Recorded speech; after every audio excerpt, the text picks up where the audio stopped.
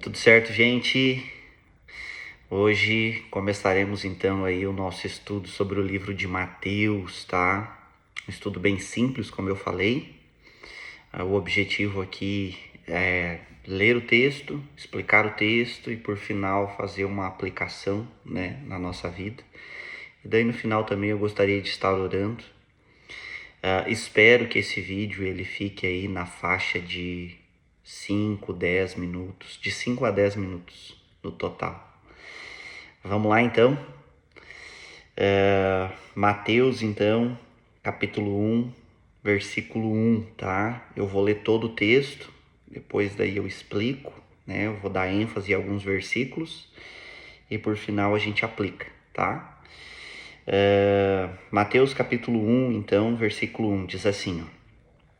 Esta é a lista dos antepassados de Jesus Cristo, descendente de Davi, que era descendente de Abraão. Abraão foi pai de Isaque, Isaque foi pai de Jacó, e Jacó foi pai de Judá e dos seus irmãos. Judá foi pai de Perez e de Zerá, e a mãe deles foi Tamar. Perez foi pai de Esrom, que foi pai de Arão. Arão foi pai de Aminadab,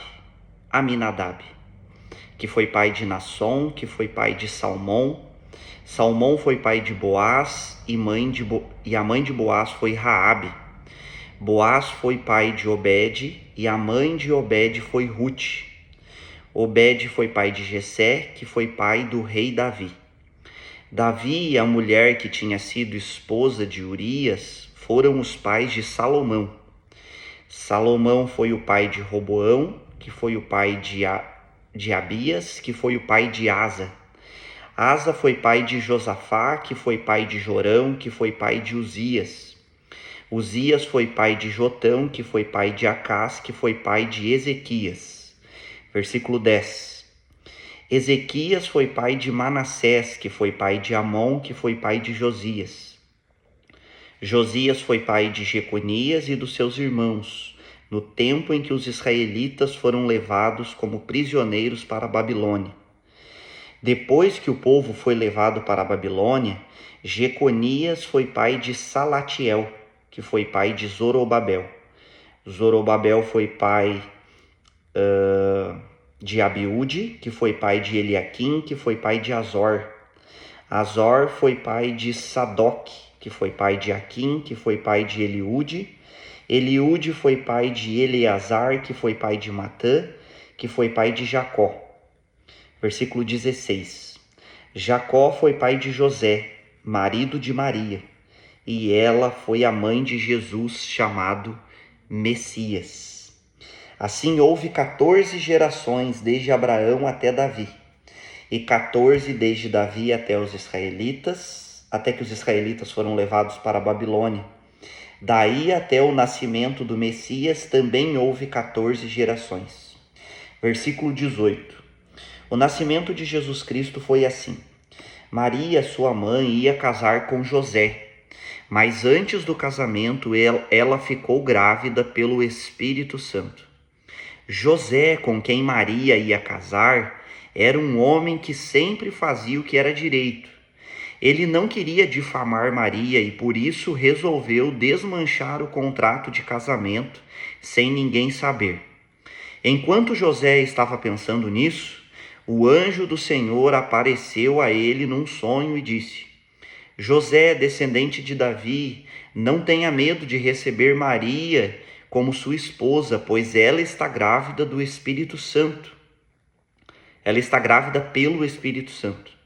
Ela terá um menino e você porá nele o nome de Jesus, pois ele salvará o seu povo dos seus pecados, dos pecados deles. Tudo isso aconteceu para se cumprir o que o Senhor tinha dito por meio do profeta. A virgem ficará grávida e terá um filho que receberá o nome de Emanuel. Emanuel quer dizer Deus está conosco. Quando José acordou, fez o que o anjo do Senhor havia mandado e casou com Maria. Porém, não teve relações com ela até que a criança nasceu. E José pôs no menino o nome de Jesus. Gente, não vai dar para fazer o vídeo em 5 minutos, já faz 5 minutos aqui que a gente está gravando. Vamos lá então, tá? Nos primeiros versículos a gente vai ver o que a gente chama de a genealogia de Jesus, tá? Que vai falar sobre os antepassados de Jesus. O que isso nos ensina, né? Que Jesus ele não surgiu do nada, Jesus não é qualquer um. Então, Jesus tem uma descendência, né? Algo muito interessante, se vocês quiserem olhar depois lá no livro de Lucas, a gente está em Mateus, tá? Mateus, Marcos e Lucas. Lá no livro de Lucas, vai ter essa mesma genealogia no capítulo 3, só que essa genealogia no livro de Lucas, ela começa de trás, ela começa da frente para trás, ou seja, ela começa em Jesus e ela vai indo para trás e ela vai até Adão, que foi o primeiro homem, né, criado por Deus. Muito legal. Então, Jesus, ele não surgiu do nada, né? Jesus, ele é um homem histórico, ele faz parte da história, né? E Jesus, ele é o cumprimento de uma promessa feita a Abraão e a Davi, né? Abraão, ele viveu 2000 anos antes de Cristo, né? Nós estamos em 2026 depois de Cristo. Abraão, ele viveu 2000 anos antes de Cristo, né? Ou seja, Abraão, ele viveu há mais de 4000 anos atrás, né? Se nós pegarmos da data de hoje para trás, né? Então o versículo 1 começa, né? Esta é a lista dos antepassados de Jesus Cristo, descendentes de Davi e descendentes de Abraão. Tá?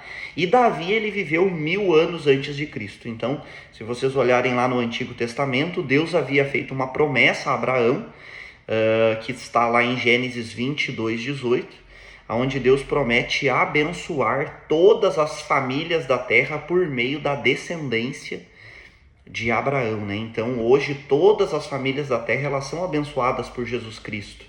E Jesus Cristo é descendente de Abraão, né? Então, quando Deus prometeu para Abraão que todas as famílias da terra seriam abençoadas por meio da descendência dele, isso se cumpre em Cristo. A mesma coisa ele prometeu para Davi, né? Não a mesma coisa, né? Ele fez uma promessa também para Davi, que está lá no livro de 2 Samuel, capítulo 7, né? Nos versículos 12 e 13, onde ele promete para Davi que depois de Davi, ele estabeleceria a descendência de Davi, e que o trono de Davi, Davi era rei, né? E que o trono de Davi, esse descendente de Davi, ele sentaria no trono e ele reinaria para sempre, né? Então, o trono de Davi não está vazio, né? Tem um rei sentado nesse trono e esse rei é Jesus Cristo, né? Então, Jesus Cristo é o cumprimento dessa promessa. Depois ali, do versículo 18 em diante, então a gente vai ter ali o registro do nascimento de Jesus, né? Então, Maria, né? Ela ficou grávida pelo Espírito Santo, a palavra diz, né? E José, como era um homem direito, ele não quis difamar Maria, né? Havia um contrato de casamento, então eles eram, entre aspas, noivos, né? Eles ainda não haviam casado. E José, então, não querendo difamar Maria, ele resolveu desfazer o contrato de casamento, sem que ninguém soubesse, porque ele não queria difamar Maria, né? Enquanto ele estava pensando nisso, no versículo 20 vai dizer então que um anjo apareceu para ele, né? E revelou para ele, através de um sonho, que Maria, ela estava grávida pelo Espírito Santo e que ele deveria casar com Maria e que ele deveria chamar o menino que haveria de nascer de Jesus, né? No versículo 23, 22 e 23, a gente vai ver que o nascimento de Jesus, ele também foi profetizado no Antigo Testamento, né? Então, Mateus é o primeiro livro do Novo Testamento. Antes de Mateus, nós temos o Antigo Testamento, né? Que é antes do nascimento de Jesus. Então, o nascimento de Jesus, ele foi profetizado por Isaías, lá no Antigo Testamento, né? Isaías, ele viveu, né? Ele profetizou 700 anos de Cristo, né? E ele falou que uma virgem, ela ficaria grávida e ela conceberia, né? E isso se cumpre 700 anos depois, através do nascimento, então, nascimento virginal, né? de Jesus Cristo. Muito legal, gosto muito dessa história. Era isso, gente, era isso, tá? Agora eu gostaria, então, de fazer uma aplicação, né, sobre isso na nossa vida, e eu gostaria de usar o versículo 21. O versículo 21 diz assim, né?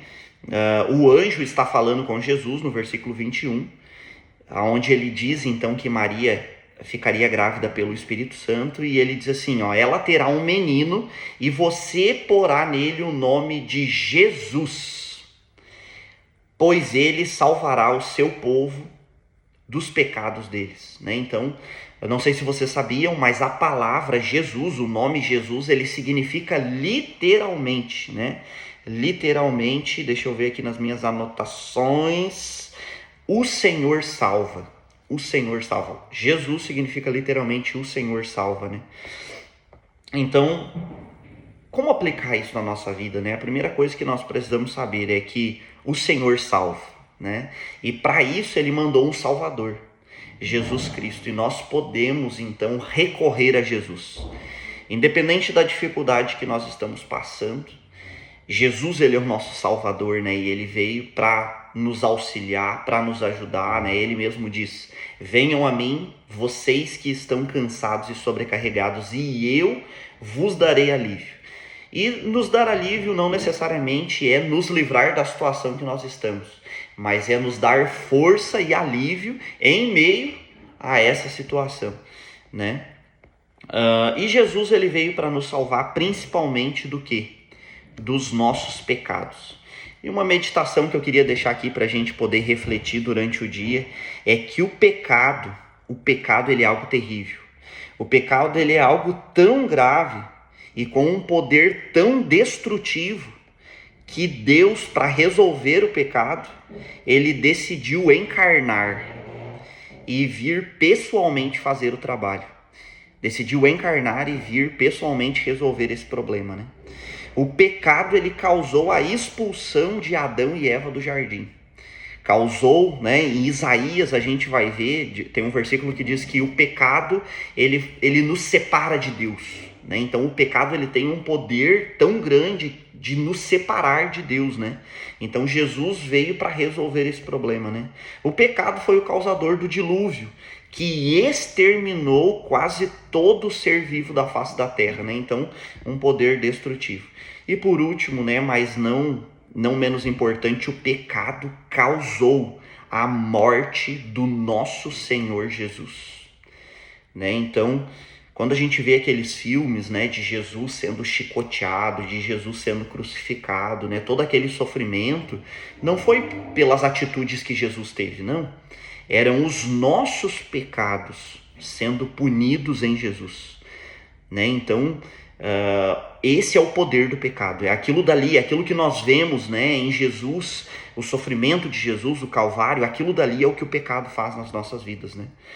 E então nós podemos recorrer a Jesus. E a pergunta que eu queria, assim, para encerrar o vídeo, tá, depois de saber do poder destrutivo do pecado e saber que o pecado, né, que todo o sofrimento de Jesus foi causado pelos nossos pecados, a pergunta que fica é: como continuaremos pecando depois de saber disso, né?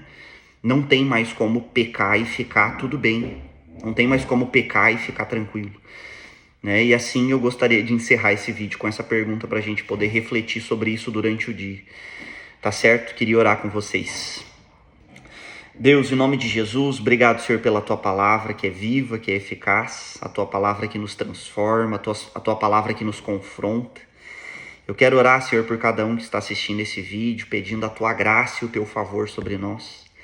Pedindo, Senhor, que o Senhor revele o Teu Filho para nós, que nós venhamos conhecer plenamente Jesus Cristo, que nós venhamos ter a revelação de quem Ele é, do seu sacrifício, daquilo que Ele fez, daquilo que Ele faz por nós.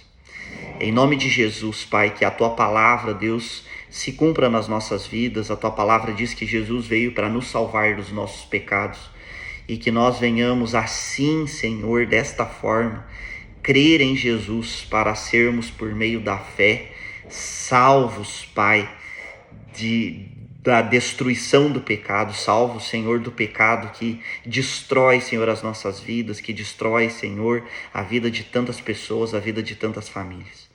Senhor, essa é a minha oração, Deus, e eu a faço ela no nome de Jesus Cristo. No nome de Jesus Cristo, amém. Amém, gente? Amanhã tem mais. Deus abençoe vocês.